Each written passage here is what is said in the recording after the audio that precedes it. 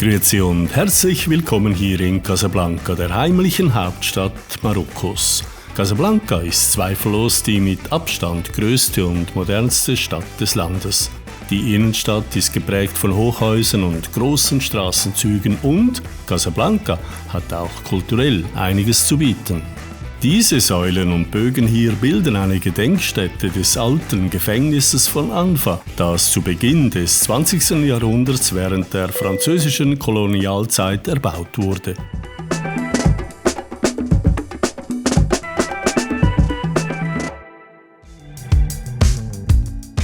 Diese wunderschöne Kirche, L'Église du Sacré-Cœur, ist heute kein Gotteshaus mehr. Vor 20 Jahren an die Stadt Casablanca abgetreten und seitdem entweiht, beherbergt sie verschiedene Ausstellungen sowie künstlerische und kulturelle Veranstaltungen.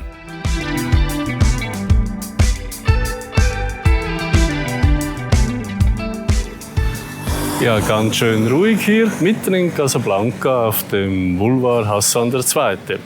Und es fällt sofort auf den Spielplätzen hat es fast mehr Autos als hier auf dem Boulevard. Die Lösung? Es ist Sonntagmorgen. Tja, das war eine glasklare Analyse. So ruhig ist es hier selten. Meistens klingt es hier so. Ruhe findest du unter anderem im Arab League Park, ein wunderschöner Park im Herzen von Casablanca. Er bietet üppige Gärten, hohe Palmen, Springbrunnen und Spielbereiche. Er ist ein beliebter Ort für Einheimische, um gemütliche Spaziergänge zu genießen und sich im Grünen zu entspannen.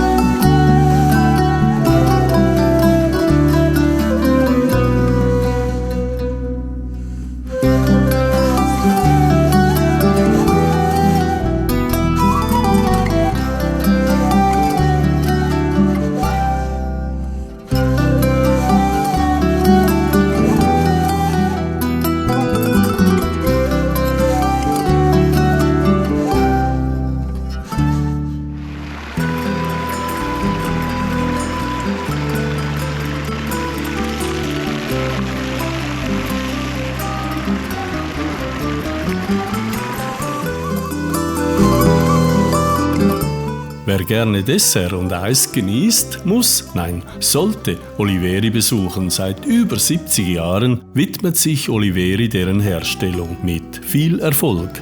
Einen Besuch kann ich sehr empfehlen.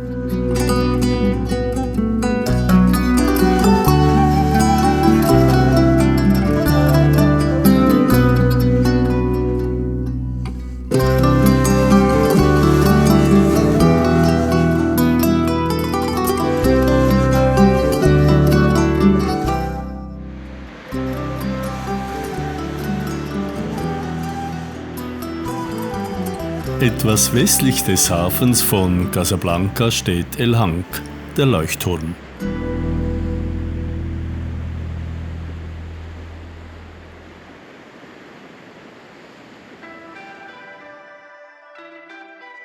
El Hank ist für Besucher geöffnet und ist eines der touristischen Highlights von Casablanca. Um die obere Plattform zu erreichen, musst du 256 Stufen erklimmen.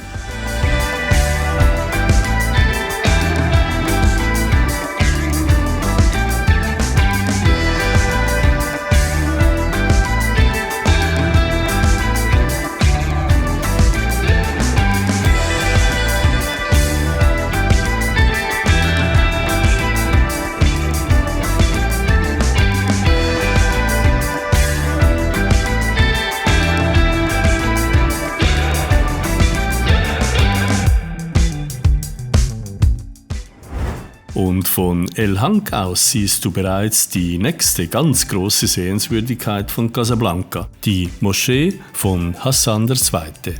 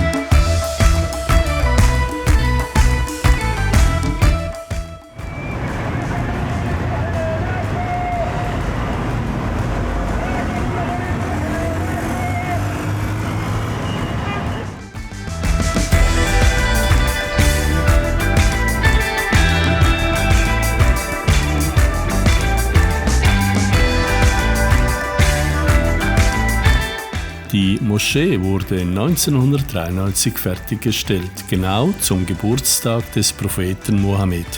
Das Minarett ist mit 210 Metern Höhe das höchste Minarett und das höchste religiöse Bauwerk.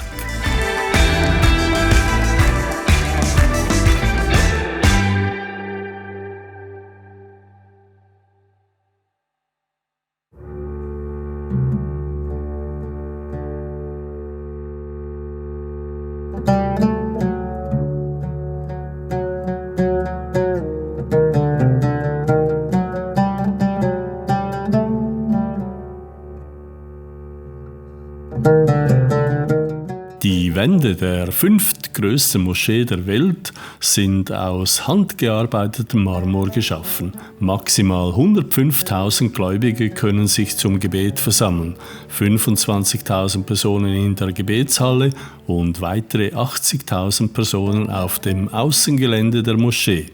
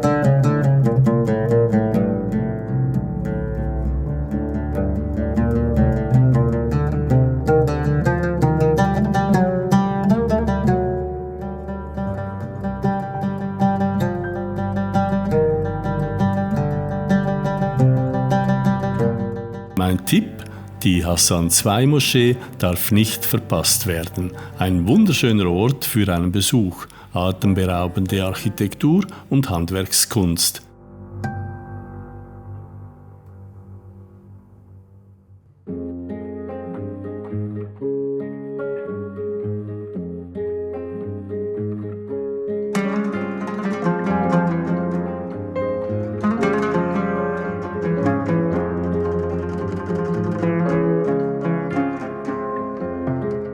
Beeindruckend sind hier die vielen älteren Gebäude mit faszinierend und liebevoll gestalteten Fassaden.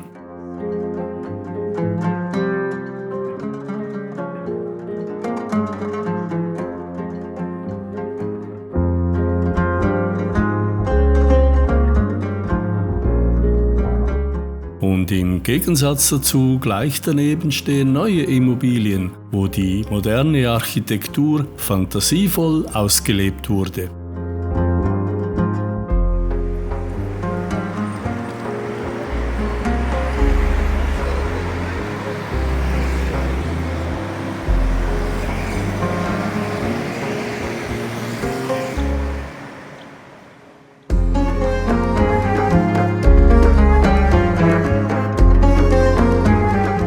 Hervorragend entspannen von der doch sehr quirligen Stadt kannst du dich in einem Teehaus. Oder du kannst im Park Sport treiben.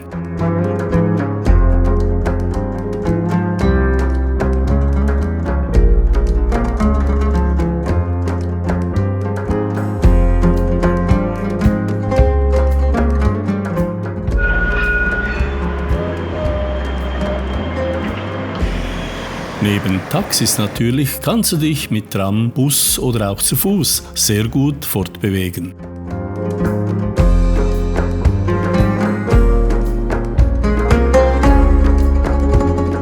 An Möglichkeiten für große und kleine Einkäufe mangelt es nicht und die vielen Bankomaten spucken gerne das nötige Bargeld für dich aus. Zum Thema Einkaufen gehört zweifellos das Marina Shopping Center.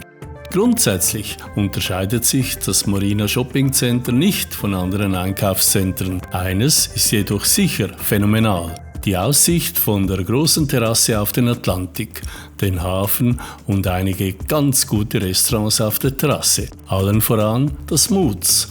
Dieses kann ich dir bestens empfehlen.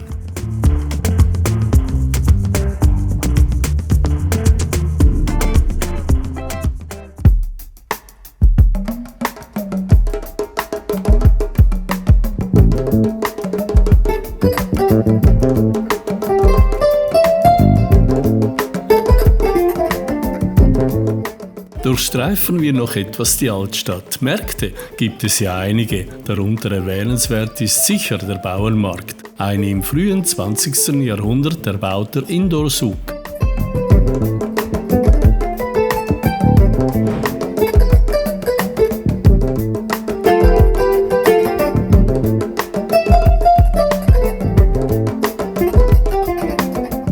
Der relativ große Markt bietet eine große Auswahl an Fleisch, Fisch, Früchten und natürlich auch Meeresfrüchten an.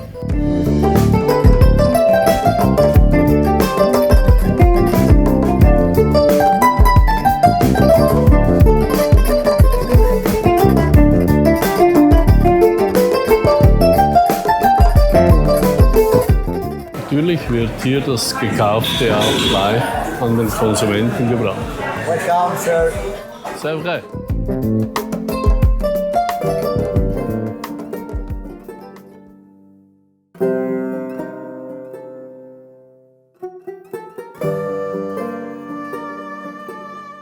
Das Hotel de Ville, das heutige Rathaus, liegt am bemerkenswert schönen und interessanten Platz Mohammed V. Der Platz, der heute als städtisches Verwaltungszentrum dient, ist von Gebäuden aus den 1920er Jahren gesäumt, die größtenteils von spanisch-muslimischer Architektur beeinflusst sind.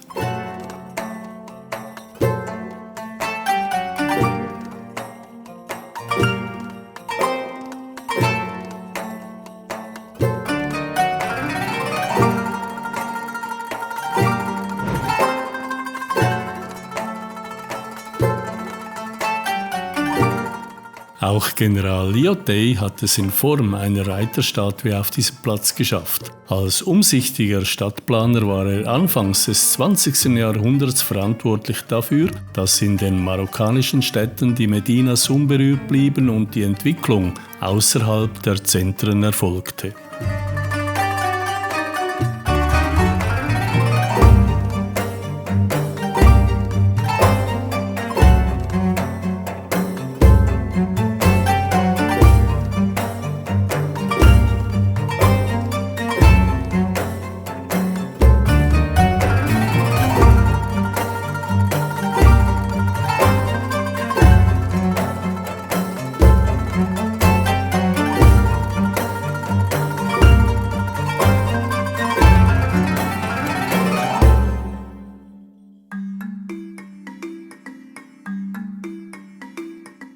Beim La Tour d'Horloge hat es eine wunderbare Unterführung, eine Seltenheit hier in Casablanca, aber wir nutzen diese. Bonjour, monsieur.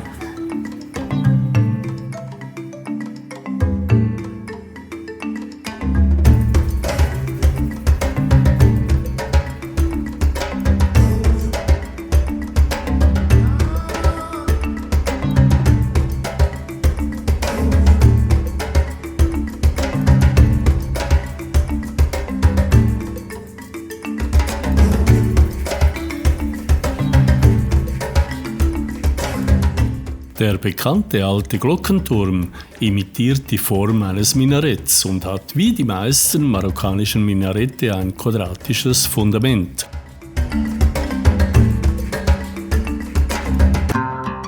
Und gleich beim alten Glockenturm ist auch der Eingang zu einem weiteren Markt.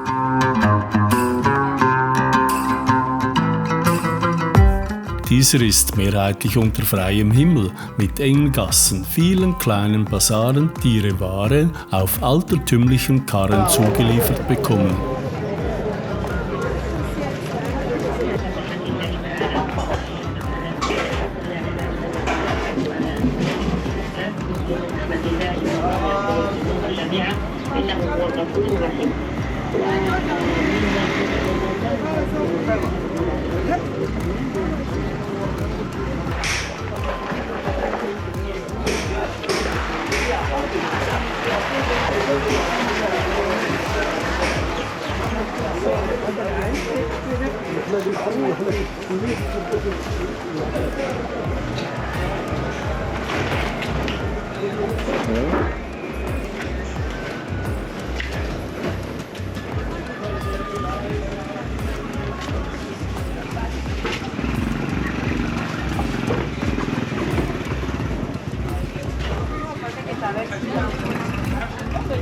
Hier kannst du alles, also wirklich alles entdecken und kaufen. Schnäppchen sind schnell gemacht, wenn du gut handelst.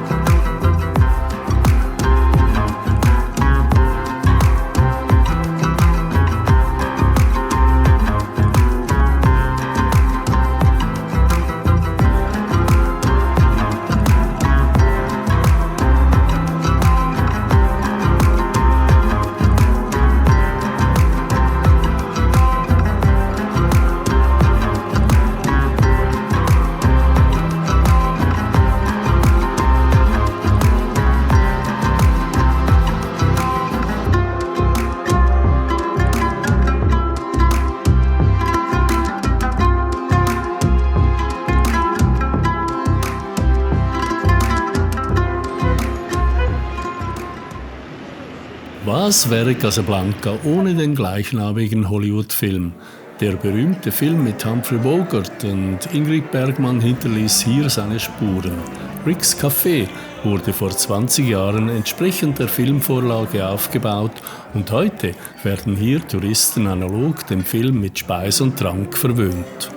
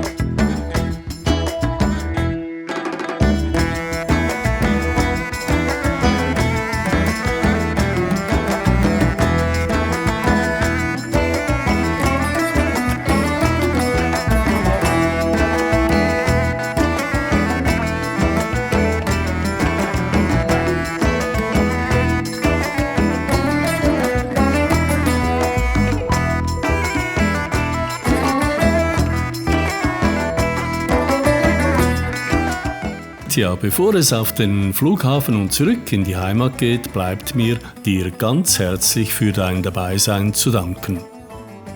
Schreib mir einfach deinen Kommentar zu diesem Film. Und unter uns gesagt, dein Like genügt mir völlig als Geschenk. Wenn du allerdings etwas obendrauf in Form eines Abos gibst, freut mich dies ganz besonders. Wir sehen uns schon bald wieder, wiederum aus wärmeren Gefilden. Wo das ist, erfährst du demnächst. Natürlich nur auf diesem Kanal. Bleib also einfach dabei und das Wichtigste, bleib munter.